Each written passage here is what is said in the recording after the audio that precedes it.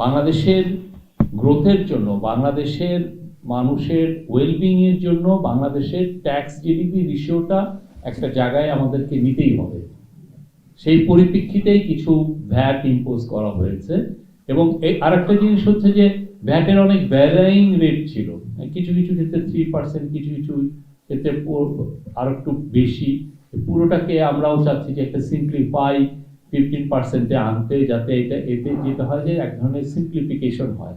Simplification হলে যেটা লাভ হয় সেটা হচ্ছে যে এখানে লিকেজটা কমে আসে, লিকেজটাকে কমানোটা আমাদের খুব দরকার।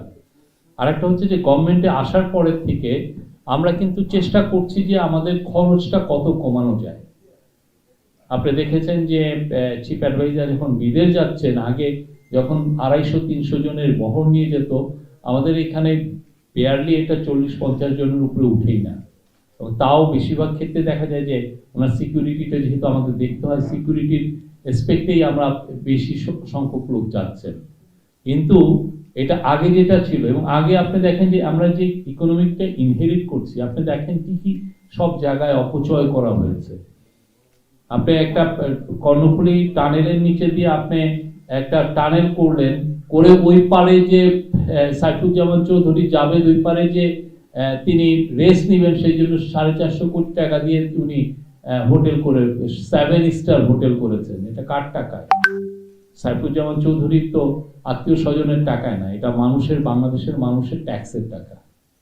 এরকম অপচয় আপনারা যদি দেখেন, এটার পুরো খুব ওই dissection of A development narrative, যেটা দেবপ্রিয় ভট্টাচার্য যেটার অথর করেছেন, আরো 12 জন এক্সপার্টের সহ, আপনার পুরোটা যদি পড়েন, আমি সবাইকে রিকোয়েস্ট করব আপনি পুরোটা পড়বেন, কিভাবে জনগণের টাকাগুলোকে তারা অপচয় করেছেন এবং লুটপাট করেছেন। তার কিছু নমুনা এখন আপনারা ব্রিটিশ প্রেসে দেখছেন। তো সেই জন্য আমাদের সত্যিকার অর্থে এটা আমরা চাচ্ছি যে ট্যাক্স, বাংলাদেশের ট্যাক্স জিডিপি এমন একটা হেলদি জায়গায় যাক যাতে বাংলাদেশের ইকোনমি গ্রোথ হয়।